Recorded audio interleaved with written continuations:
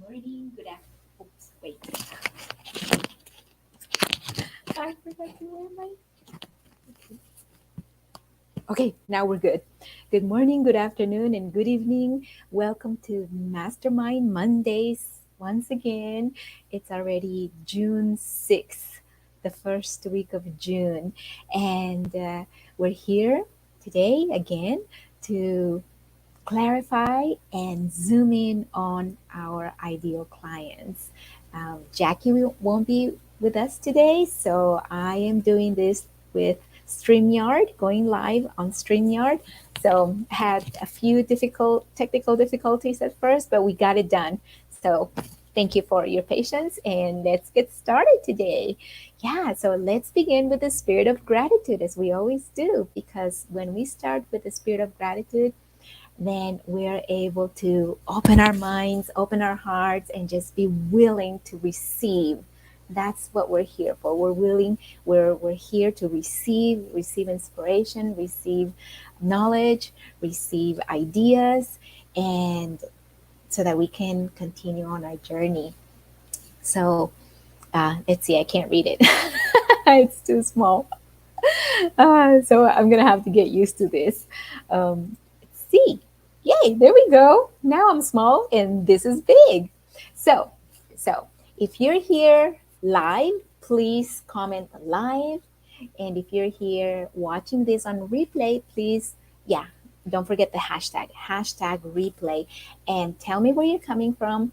Type one thing that you're grateful for, and yeah. Um, and let's do the ideal client affirmation. And one thing that I'm grateful for today is that I had a great, awesome meeting with some clients. And yeah, I was running a little late, but I was able to get a lot of things done.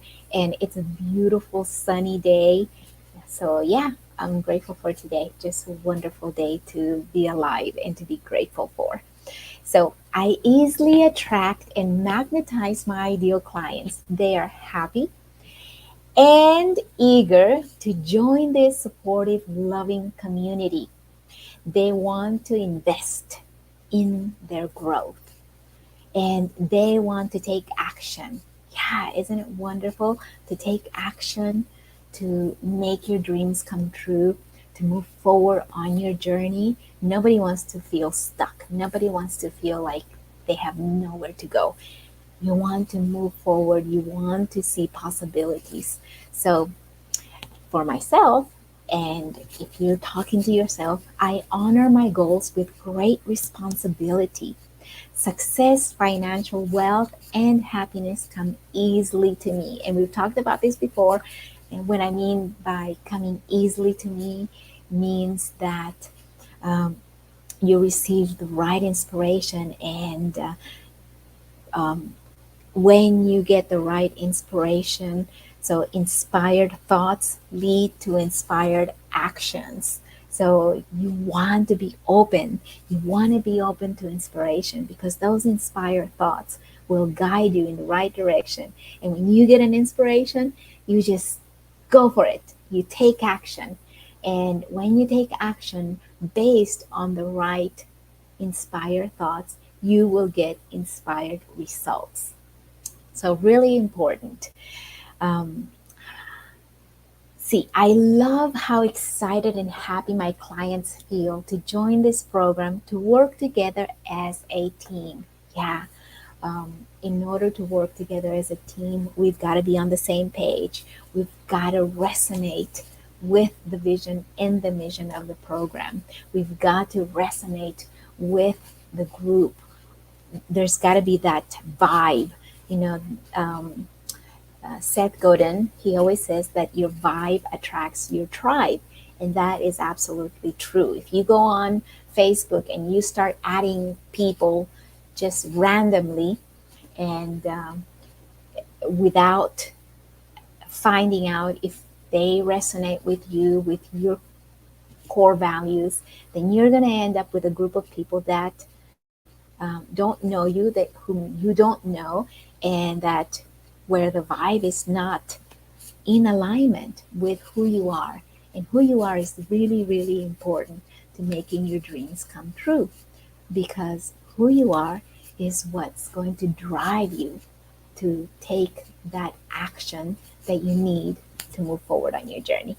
Okay, so yeah, let's proceed today.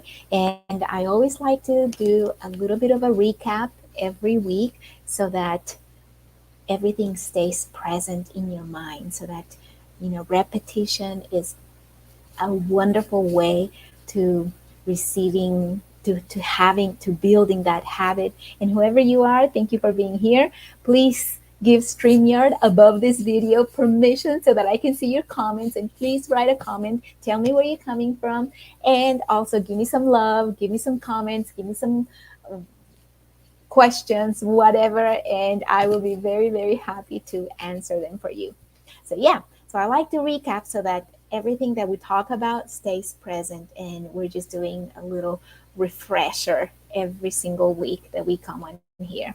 So, yeah, so we want to focus on reaching out to your ideal client. Why? Because we want to build relationships.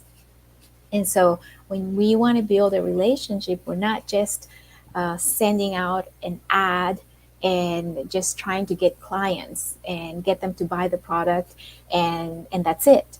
That's in this day and age, when we do that, it's called spamming. So we don't want to do that, right? So we want to listen with the intent to understand. We want to understand what it is that our clients want and need from us. And we want to listen with compassion. When we listen with compassion, with an open heart, then we're able to understand better what is it that our clients need. We want to listen to offer a solution. And um, it's like when you go to the doctor and the doctor sees you and he hears you coughing, and then he gives you and he writes out a prescription and tells you to go home.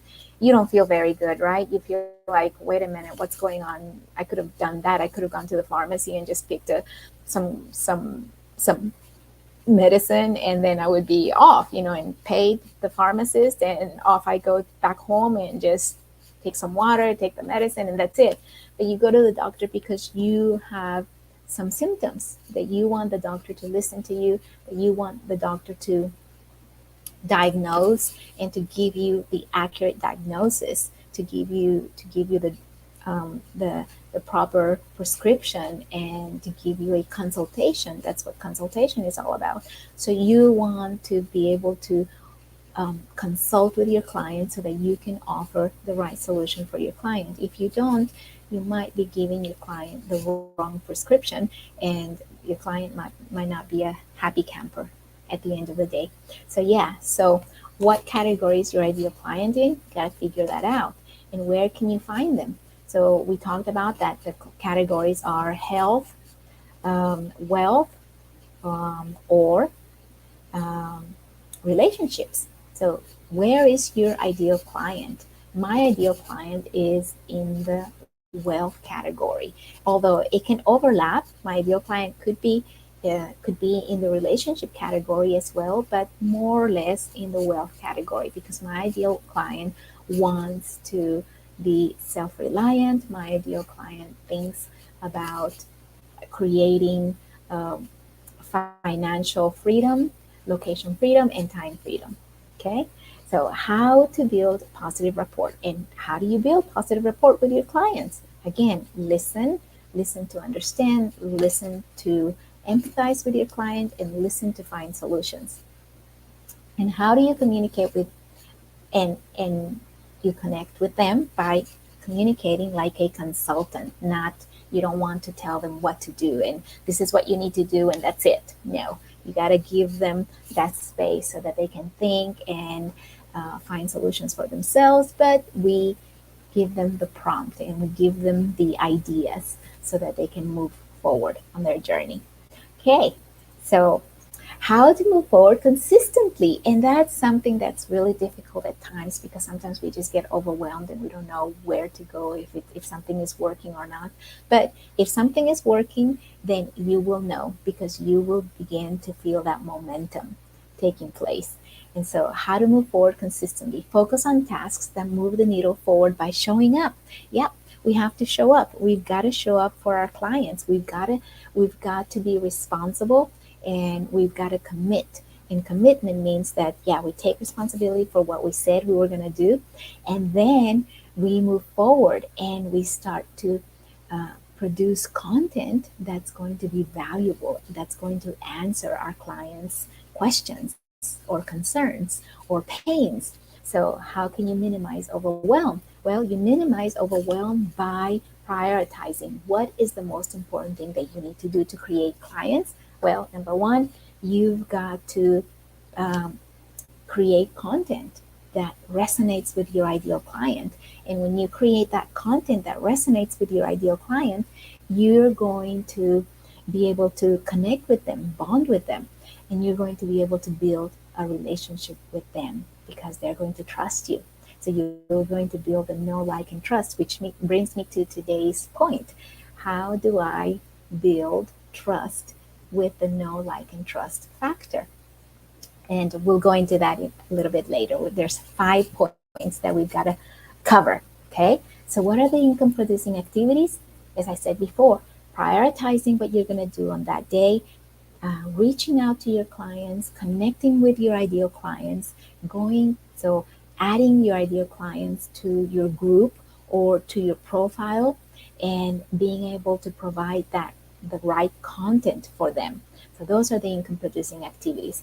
And how can you stay consistent? Well, you've got to prioritize. Again, this is all about prioritizing, scheduling, planning. If you don't, then you're not going to be able to be consistent.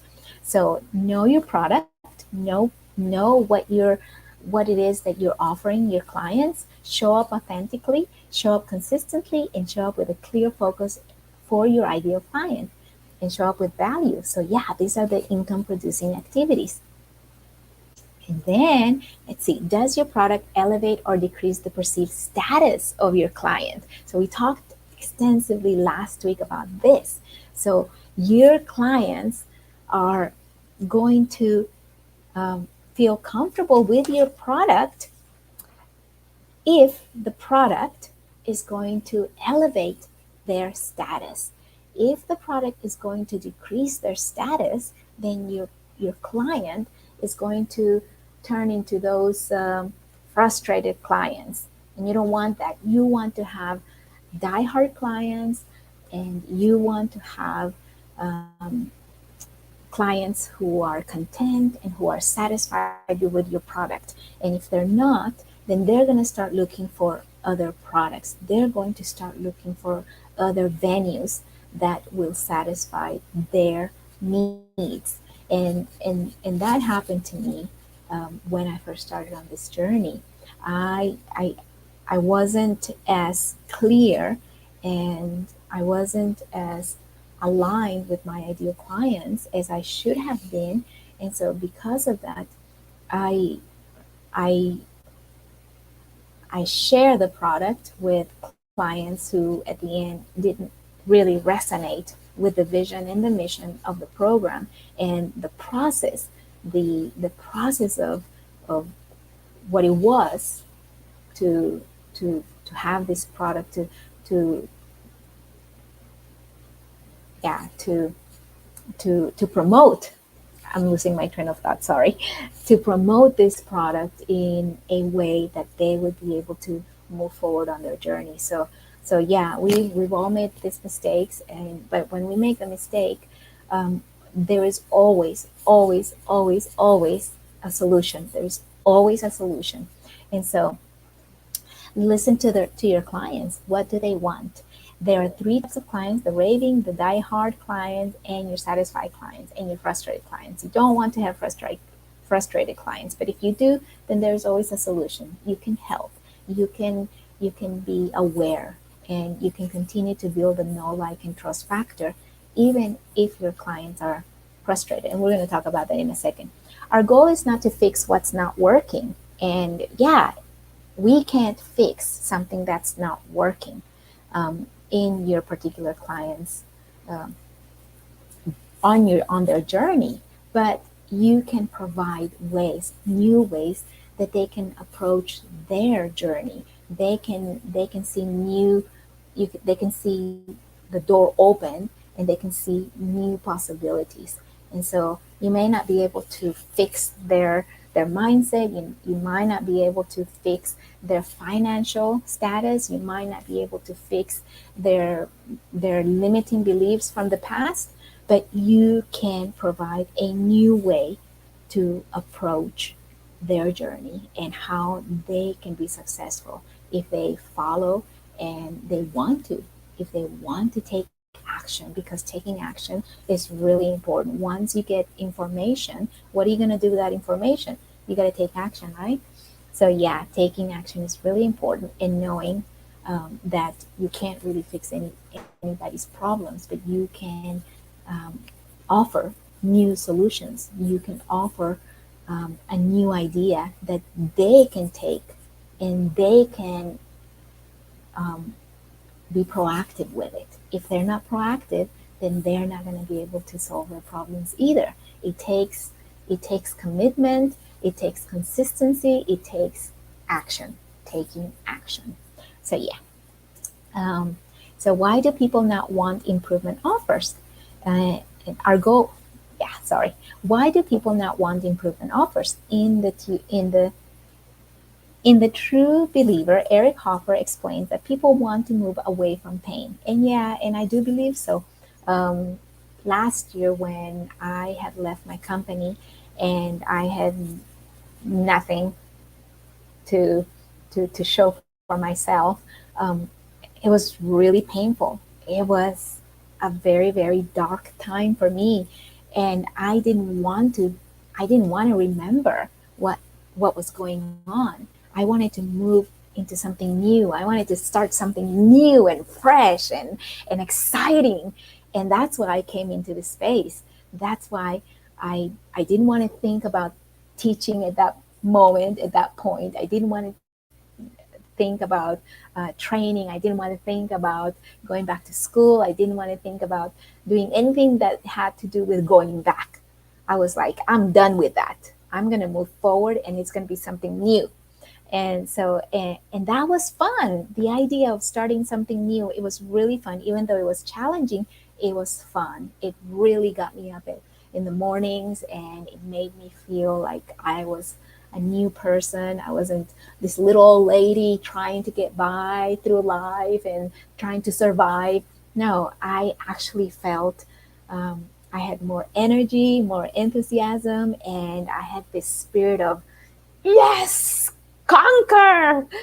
And yeah, so when you think about the past and and doing the old thing, doing things the old way, you may feel that, well, if it didn't work in the past, it's not going to work in the present, and it's not going to work in the future. So that was very important for me to do something that would challenge me, that would get me out of my comfort zone, and that would help me to think of a new beginning. And so it was really important, and it did. It was fun.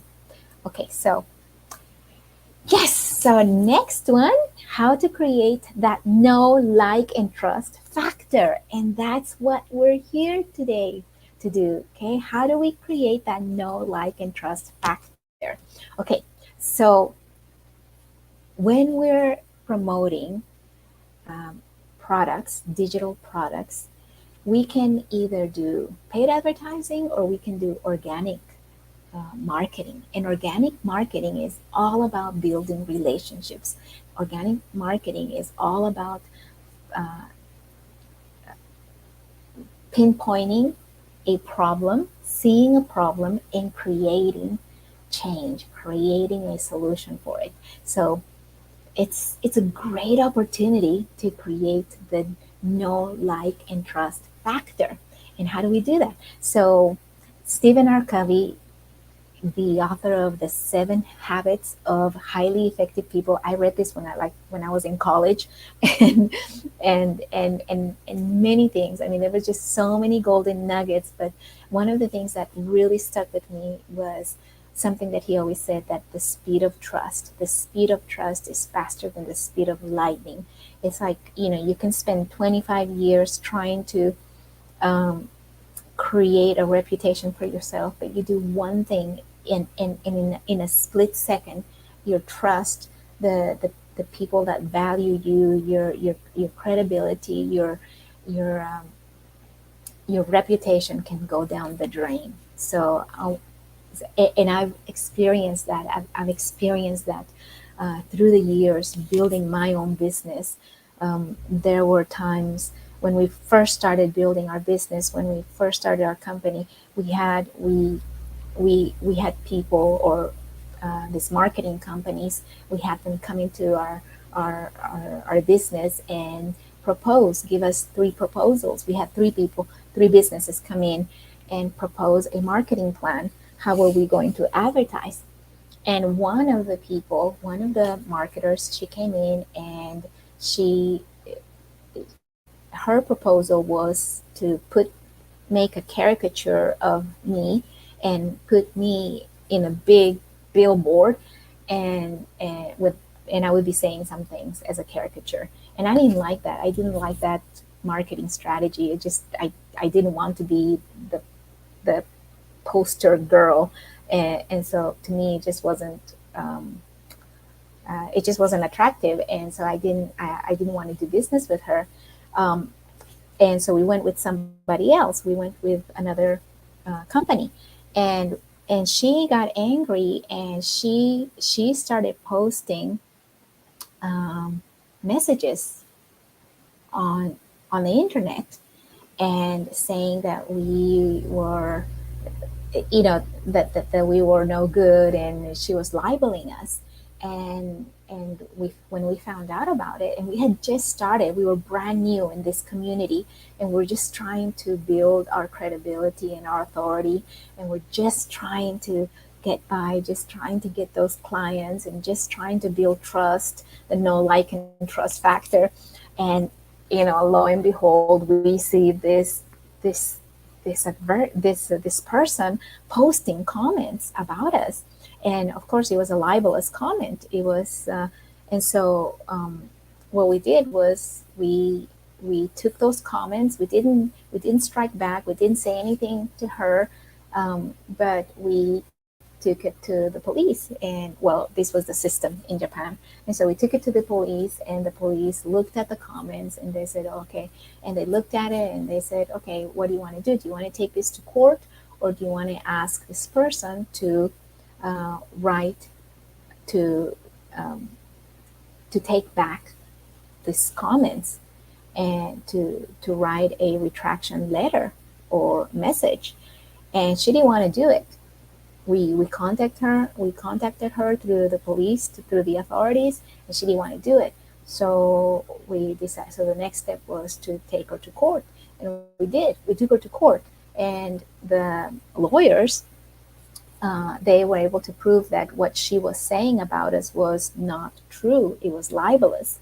And so because of that, she was forced not only to write a retraction letter or a message and a letter of apology, and also she had to pay us. She had to pay us money because of the what she was doing. She was libeling us, and she was causing us, um, our clients. She was damaging our reputation.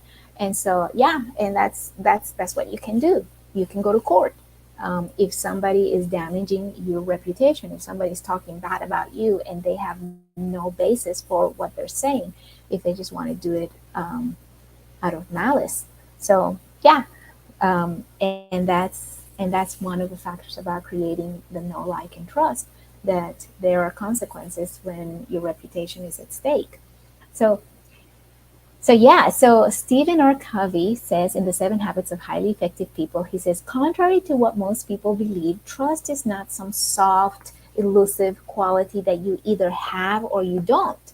Rather, trust is a pragmatic, tangible, actionable asset that you can create. Yep, it's an asset. Trust is an asset. If people trust you, people will come to you. You will attract, you will magnetize your clients. When they trust you, they will come to you, and they will respect you, they will look up to you, they will ask for advice, they will trust your product and they will go all in, and they will become your diehard clients. They will also become your satisfied clients if they trust you. But if they don't trust you, if for some reason they don't trust you, they don't trust the product that you're promoting, or they don't trust the process, or they don't trust themselves, then it's like swimming upriver, upstream. And so, yeah, it's very difficult to work with people that don't trust you. You gotta work with people that trust you, and you gotta trust the people that work with you and your clients. So, can your clients count on you? So the first step is, can your clients count on you? And what does that mean? It means that you are reliable, and your clients want, when you say that this is what your product is going to do, and if you take these steps, if you do this, you're going to get these results. And so, and if your clients take those steps, if they really do take those steps, and they're taking the steps, they're following the training, they're following the program, and they take the steps that you directed them to take, and they get the results that you said they were going to get, then you're going to build trust with your clients. So your product is reliable, you are reliable, and everybody's happy.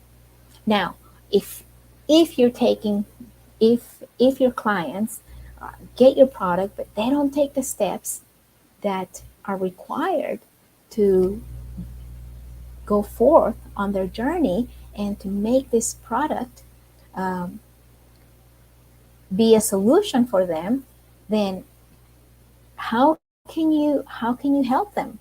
How can you help them if they're not taking the right steps? So, being reliable, being able to be there for your clients is really important.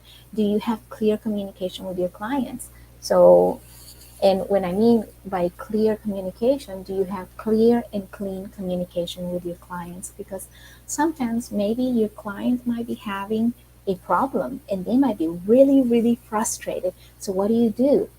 You've got to sit down with your client and listen to them and try to understand where they're coming from so that you can find together a solution to the problem. But if you have a client that comes to you and that client is really frustrated because they can't get the results that they thought that they were going to get, and then you get frustrated and everybody gets frustrated and everybody gets angry and start punching and kicking and cursing, that's very hard to create trust. Rather, you create a situation where um, the trust is the trust disappears, and the communication disappears, and there's no way to move forward. And then there's lots of negative feelings that are left when that happens. And I've had that situation happen. I've experienced that every single year. I had clients who were dissatisfied. I had clients who were frustrated, and the way to deal with this situation was to deal with these situations was to have clear communication, to sit down and ask them, what's going on, what are you doing, and where, to pinpoint the problem. And when you pinpoint the problem, maybe you may not be able to solve the problem right there and then, but you will be able to disengage and to find common ground. You'll be able to talk with your client in a way that is productive and edifying, in a way that doesn't cause strain or bad feelings. Because as long as your client knows that you are working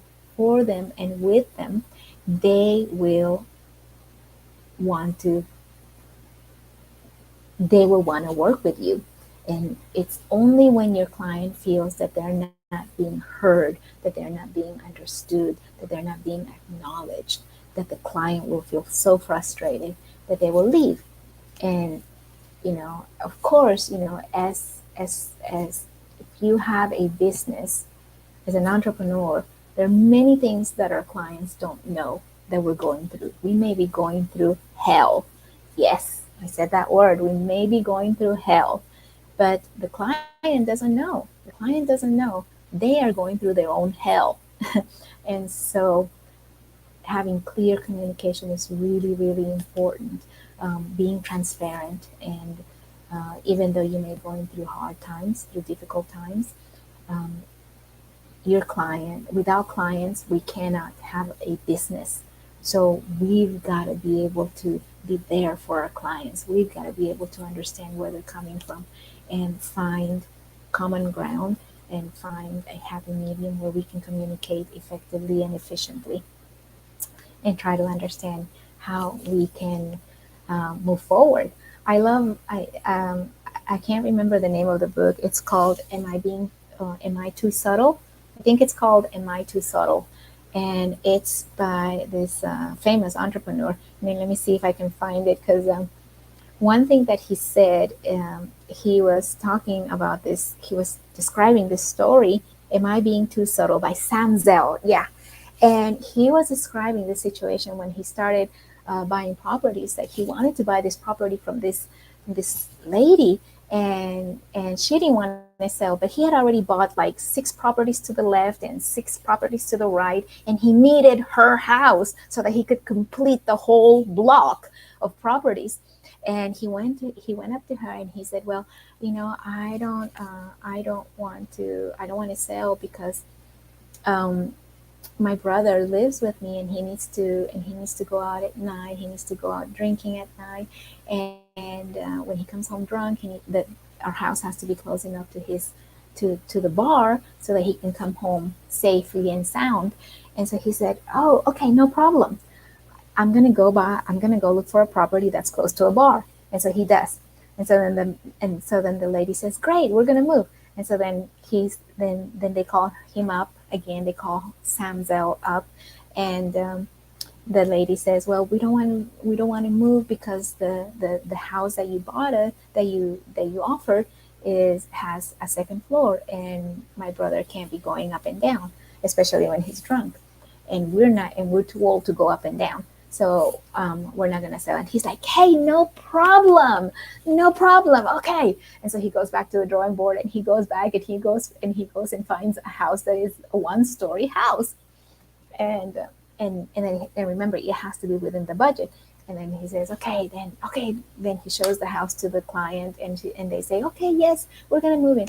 But then there was another problem, and then there was a problem, and he's the whole time he's saying, no problem, no problem, okay, I got you, okay, no problem, because he was always focused on the end result. He's focusing on the end result, and finally he was able to strike a deal with this lady who had so many reservations about the property that she needed to buy.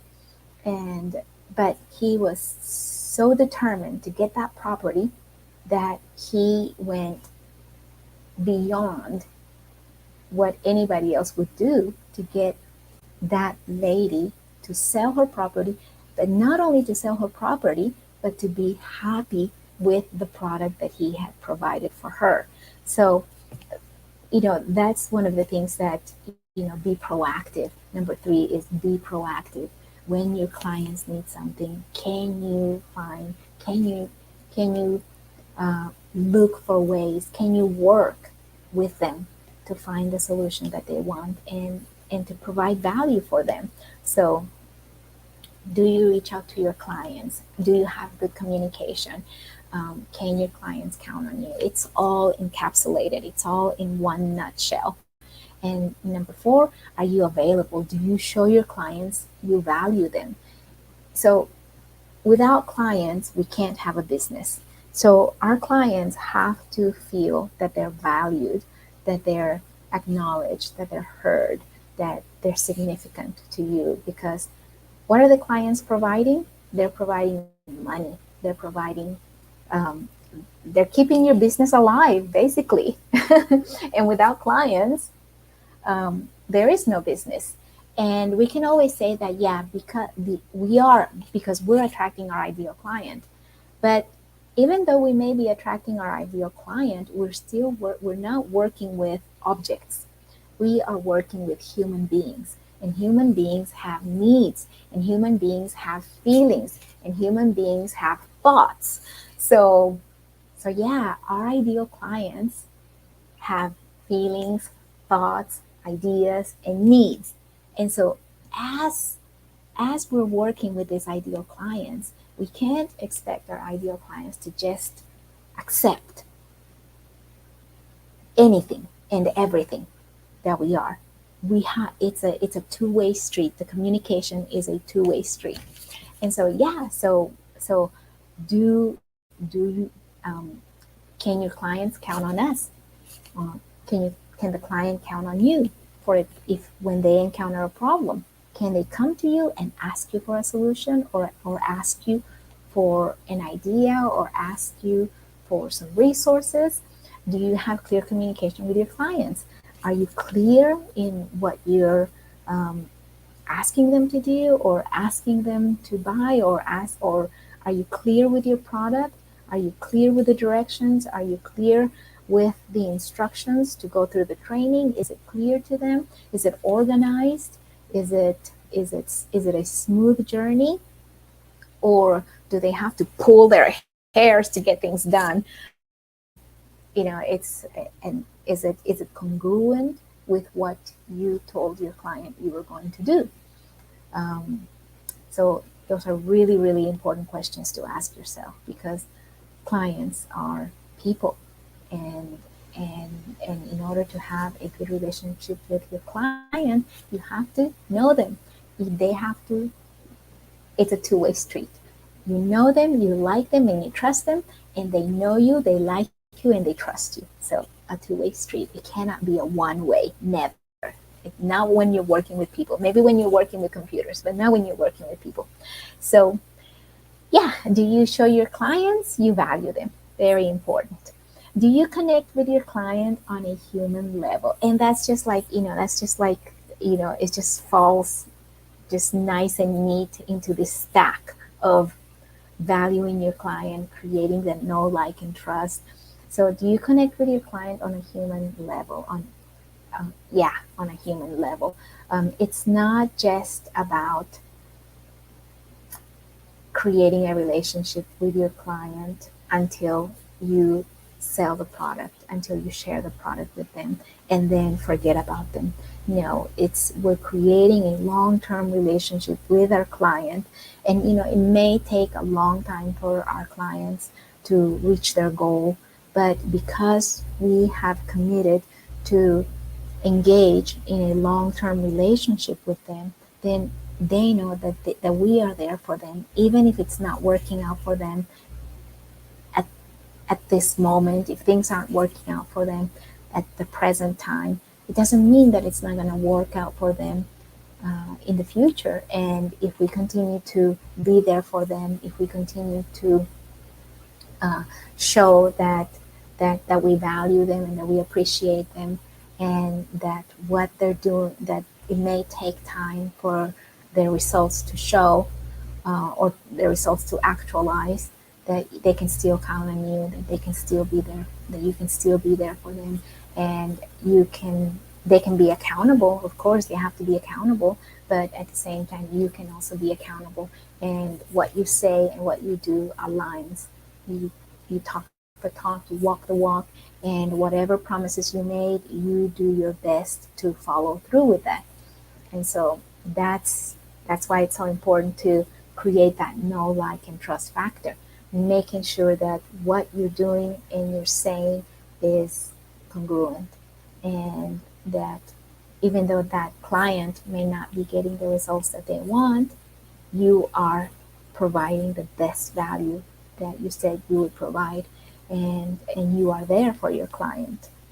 So it may be, yeah, it may be difficult at times, but the more we value our clients, the more we learn, the more skillful we become, and the more our clients will be able to know us, like us, and trust us. And wow, and when we're talking about the speed of trust, when our clients know, like, and trust us, they begin to see results in their lives. they will also recommend us to others. And so word of mouth is it's it's invaluable. Um, I know that when I was creating my brick and mortar business, we sent out advertisements daily, thousands and thousands of flyers, and we might from 5,000 flyers we might get one person, but one person that likes you, that trusts you, and that knows you, that one person going out and referring you to somebody else could bring lots of other people to you, could refer you to other people, and the value that that has in your business is incalculable, because that word of mouth that spreads, it can spread like wildfire. So much more so than and with a lot more credibility, because people listen to their friends and people listen to people. And so rather than just looking at some advertisement, usually you look at advertisements and you chuck them. But if somebody tells you that this business is good and they're doing, and these people are good people, and these people are doing their best and they're giving good service, that word of mouth, that referral right there is really, really powerful. So, yeah, that's my bit. Those are my 2 cents worth for today. I hope that this is valuable. And if you have any questions, please feel free to ask those questions in the comments. I will get back to you. And yeah, here's to your success. Hoping that you will have a wonderful week and that you will continue to strive and you will continue to thrive on your journey. And yeah, best wishes. Thank you for being here. And yeah, see you next week. Same time, same channel. Sorry I was late today.